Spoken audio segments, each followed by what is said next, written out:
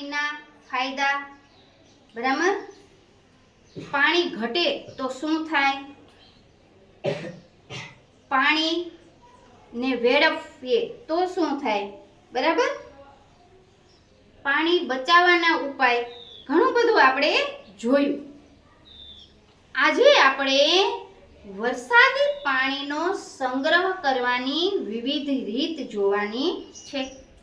ગુજરાતીમાં એક સરસ કહેવત છે કે પાણી પહેલા પાળ બાંધવી જોઈએ. એટલે શું? તો કે આપણને ખબર છે કે મુશ્કેલી આવવાની છે, ઈ પહેલા જ તૈયારી કરી લેવી જોઈએ. બરાબર ને? આપણને ખબર છે કે ભાઈ પૂર આવશે પછી કઈ ભેગું થાય પણ પૂર પહેલા જ આપણે બધું વ્યવસ્થિત કરી નાખ્યું હોય તો ઘર તણાતા બચી જાય. તો પાણી પહેલા પાળ બાંધી લેવી જોઈએ. તો વરસાદી પાણીના સંગ્રહ માટેની ઘણી બધી રીતો ચિત્રો દ્વારા આજે આપણે જોવાની છે. તો પહેલી રીત આપણે જોઈએ કે ખેતરમાં સોસ કુવા દ્વારા ભૂગર્ભ જળ સંચય. હવે એમાં શું કરવાનું છે? તો કે જ્યારે ખેતર ઢાળવાળા હોય, બરાબર, ત્યારે જ્યાં ઢાળ પડતો હોય ત્યાં સોસ કુવા બનાવી લેવાના. હવે એનાથી શું થશે કે ખેતરમાંથી જે પાણી વહી જાય છે એ સોસ ખાડામાં જમા થાય. અને આ રીતે જ્યારે કૂવો ન હોય ત્યારે આ રીતની ઊંડી ટાંકી બનાવી લેવાની.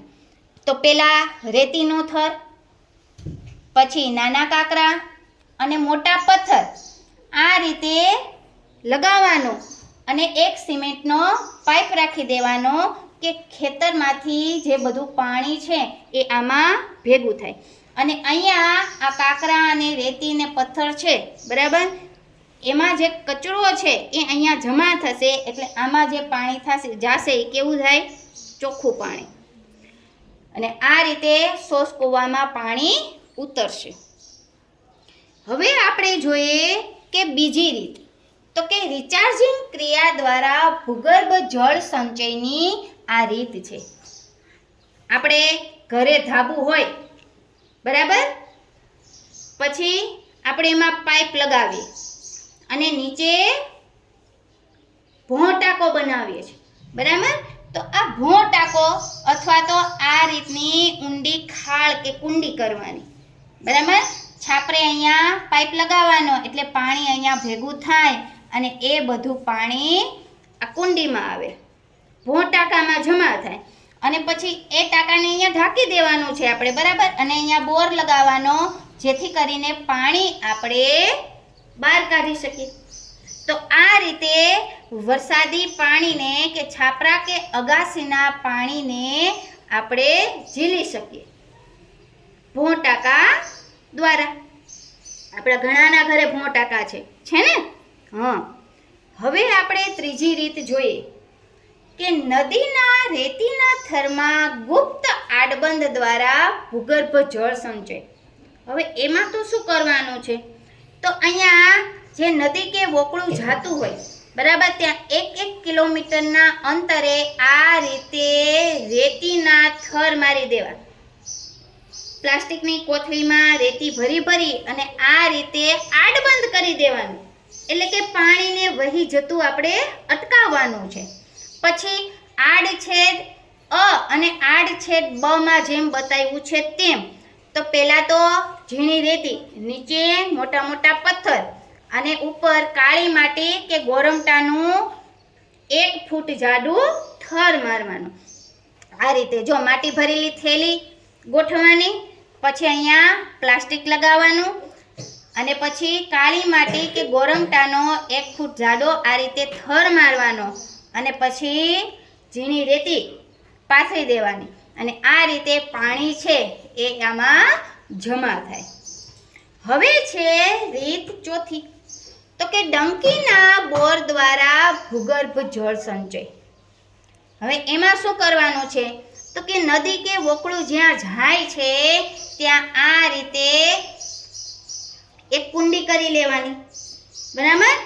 પછી એની બાજુમાં બોર અને એની બાજુમાં કૂવો. એટલે આ વહી જતું જે પાણી છે એ કુંડી દ્વારા બોરમાં આવશે. અહીંયા પાઇપ લગાવેલો છે અને બોર મારફતે એ બધું જ પાણી અહીંયા કૂવામાં જમા થાય. તો આ રીતે વરસાદી પાણી અને વહી જતા પાણીનો આપણે સંગ્રહ કરી શકીએ. હવે આપણે અહીંયા જોઈએ કે નદી કે વોકળાના પાણીને કૂવામાં ઉતારવાની રીત. આપણા ખેતર કે ગામની આજુબાજુ નદી કે વોકળું હોય, બરાબર, તો એને આપણે ઘરે અથવા તો ખેતરે કઈ રીતે પાણી સાચવી શકીએ? તો કે આ જો નદી કે વોકળું છે, બરાબર, તો નદી અને કૂવા વચ્ચે આ રીતે ખોદકામ કરવાનું. એટલે નદીનું જે પાણી છે એ કૂવામાં ઉતરે. આ રીતે અહીંયા થશે. પહેલા કુંડી કરો કૂવા પાસે અને પછી કુંડીનો પાઇપ છે એ કૂવા સાથે કનેક્ટ કરવાનો. એટલે નદી અને વોકળાનું જે વહી જતું પાણી છે એને આપણે આ રીતે સાચવી શકીએ. અને કૂવામાં જ્યારે પાણી હશે તો આપણે પાકને પણ સારું પાણી આપી શકશું. અત્યારે ઉનાળામાં આપણને ખબર છે કે પાણીની અછત થવા માંડી છે, બરાબર. તો આ રીતે પાણીનો સંગ્રહ કરો. પછી છે કે ખેત તલાવડીથી કૂવા દ્વારા ભૂગર્ભ જળ સંચય. હવે એમાં શું કરવાનું છે? તો કે ખેતરના અથવા તો ખેતરની બહારથી જે પાણી આવે છે, બરાબર, એને આપણે રોકવાનું છે. તો જ્યાં કૂવો હોય કૂવાની બાજુમાં ઊંડી આપણે ખેત તલાવડી બનાવવાની છે ખેતરના શેઢે. એટલે એ જે ખેત તલાવડી બનાવશું એમાં આ રીતે ખેતરમાં વહી જતું જે પાણી છે એ એમાં જમા થશે, બરાબર. અને ખેત તલાવડીમાં આપણે પાણી પાઇપલાઇન ફિટ કરી અને એને કૂવા સાથે જોડશું. એટલે એ બધું પાણી કૂવામાં જમા થશે. હવે છે પછીની રીત, તો કે વરસાદી પાણીને કૂવામાં ઉતારવાની રીત. તો આમાં શું કરશું? તો કે નદી કે વોકળું જ્યાં જાતું હોય આપણા ખેતરની આજુબાજુ કે નજીક, તો ત્યાં આપણે આ રીતે ઊંડી 1 ફૂટ ઊંડી ગટર કરવાની છે. હવે એ ગટરમાં પહેલા તો પથ્થર, પછી એક થર ઝીણી રેતીનો, ફરી પાછો પથ્થર અને એક થર ઝીણી રેતીનો, એ રીતે નદીથી કૂવા સુધી આ રીતે થર કરતા જવાનું. તો થરનું શું કામ? તો કે આપણને ખબર છે કે ભાઈ નદી અને વોકળાનું પાણી છે એ ઝડપથી વહી જતું હોય. અહીંયા જ્યારે પાણીનો પ્રવાહ આવશે ત્યારે એ ધીમો પડશે અને આ કાંકરા અને પથ્થર ને રેતી જે છે, બરાબર, એ નદીનો જે કચરો છે એ કચરો અહીંયા અટવાઈ જશે. એટલે કે પાણી અહીંયા ફિલ્ટર થઈ અને પછી કૂવામાં જશે. તો આ ફિલ્ટર કરેલું પાણી, તો આ રીતે નદી કે વોકળાનું વહી જતું પાણી છે એ આ રીતે આપણે કૂવામાં ઉતારી શકીએ.